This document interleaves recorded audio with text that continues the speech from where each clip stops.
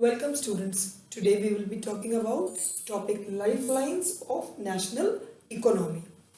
Children, once we say lifelines means the things which are very important for the growth of our nation. These are lifelines.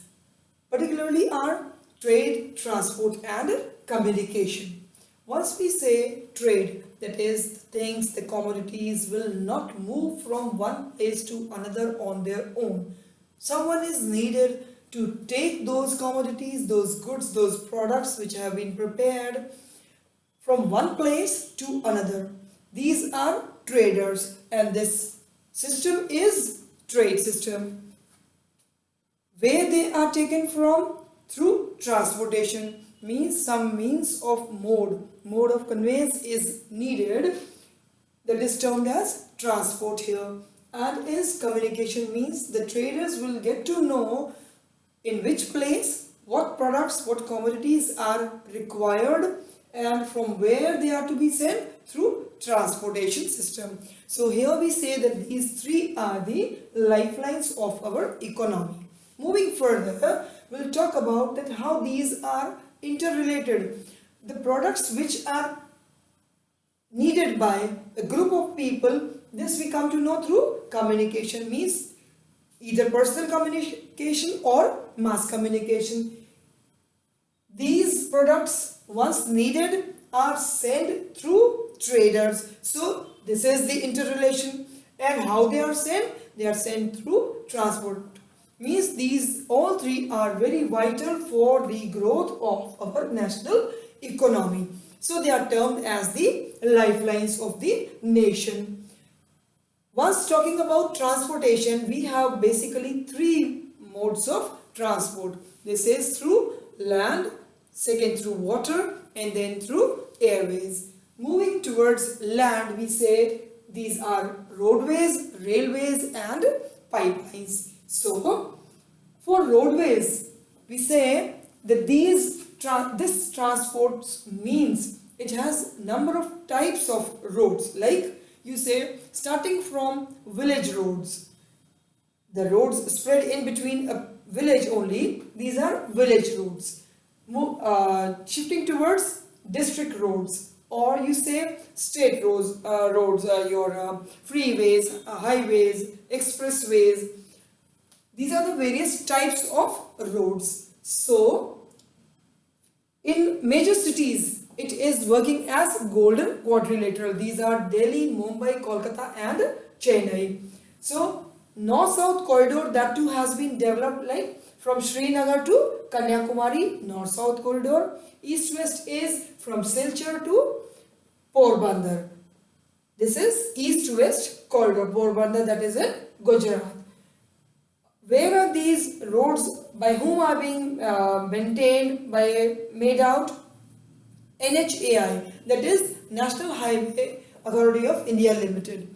This is maintained by Central Public Works Department, that is those border roads, those super highways, these are maintained by Central Public Works Department, and State Public Works Department, they maintain the state roads. These roads are of two types, either they are metalled or they are unmetalled. Metal roads are made out of cement, concrete, mortar, so that they may work in all the weather.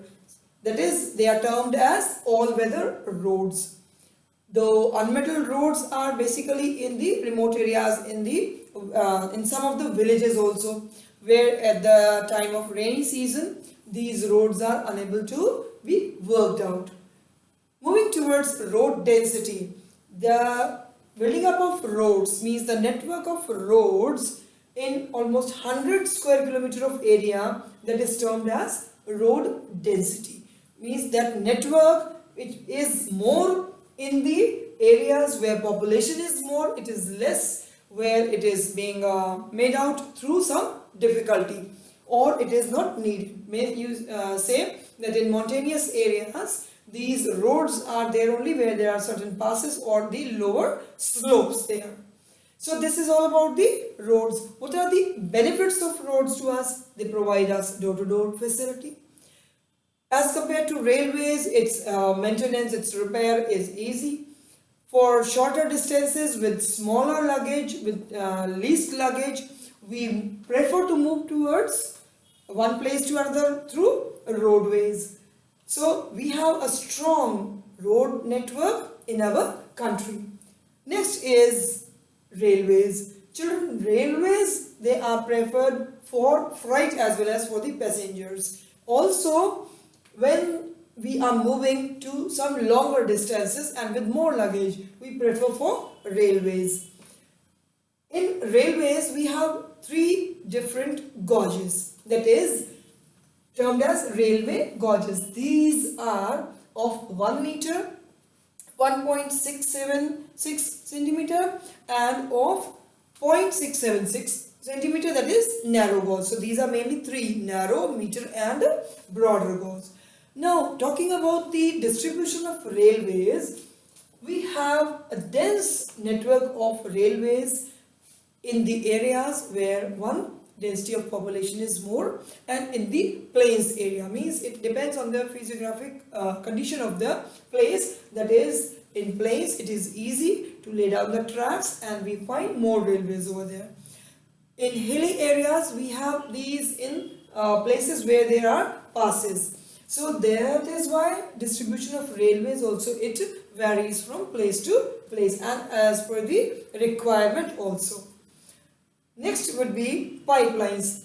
Pipelines is basically used for gas pipelines. It was earlier for water as well.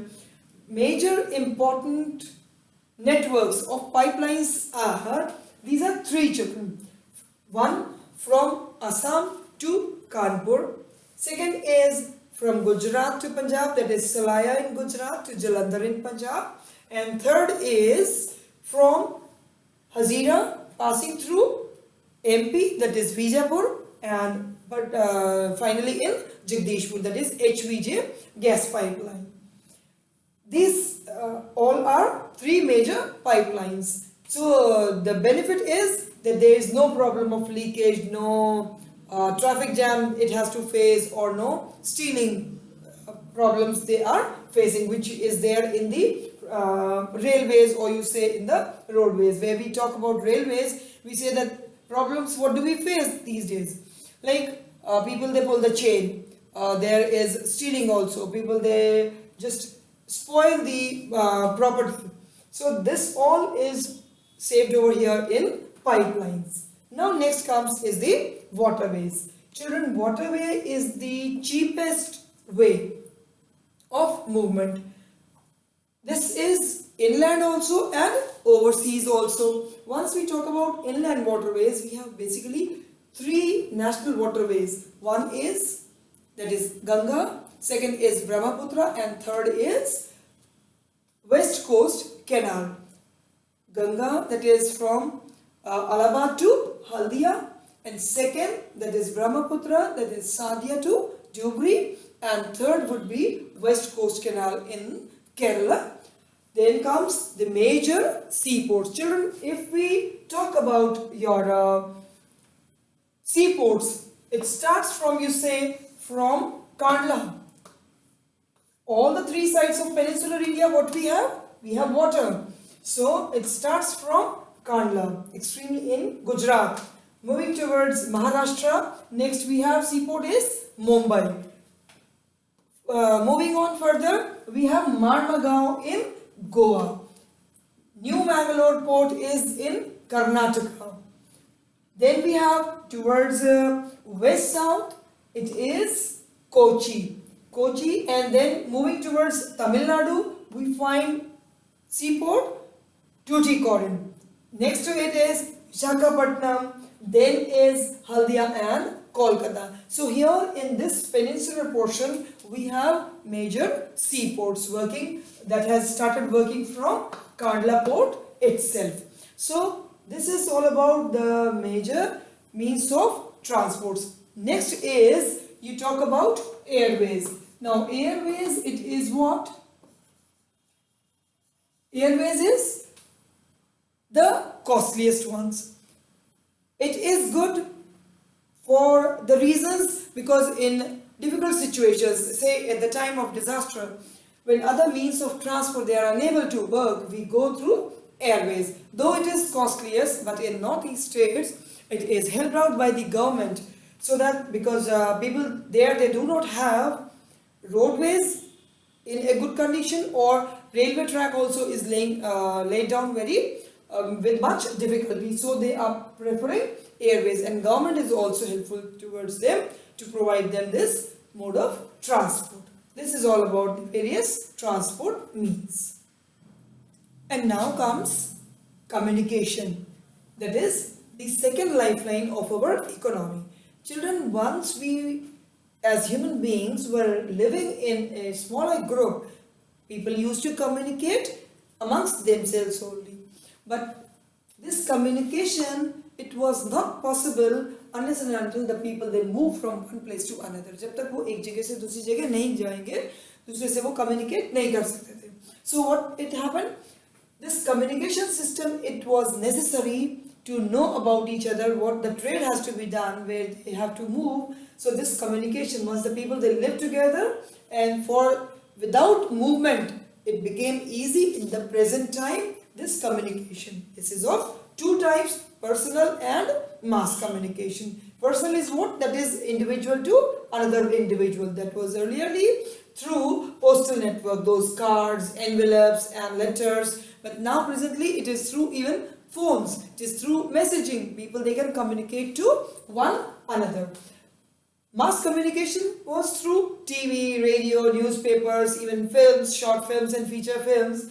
This was the type of mass communication, and presently we are using net also for mass communication. This communication, it helps the people to know about each other, to know about what a group of people they want. It can be taken from one place to another.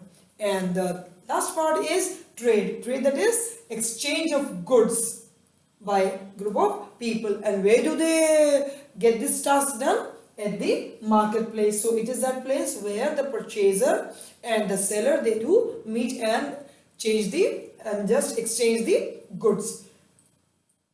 Trade is taken in two ways: international trade also. So international trade, it becomes economic barometer. As much as the international trade is there, and that too with more exports, with lesser imports, it gives a better balance of trade. So more exports means more income, that is better foreign exchange. So it goes as an economic barometer for one's national economy.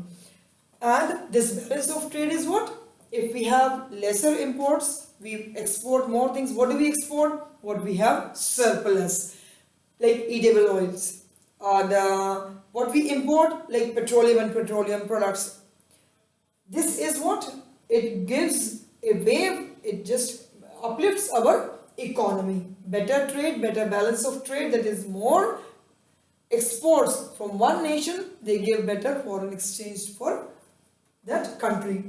Tourism also is taken as a trade right now, because for tourism, people, they go from one place to another, they do purchase the goods of that local place, they do stay over there, they spend their money. And presently now, say tourism is being worked out as an industry, as a trade part, because it is for medicine purpose, it is for scenic beauty, also it is for national integration. People, once they move from one place to another, they develop a feel of cultural give and take also. So this is tourism, which is increasing nowadays, and it gives a knowledge about what good is there in that particular region where we are going. So that is the cause our present government is working a lot about, so that the people, they may come to our country for tourism purpose, and they may come to know about what local products we do have, they may take along with them,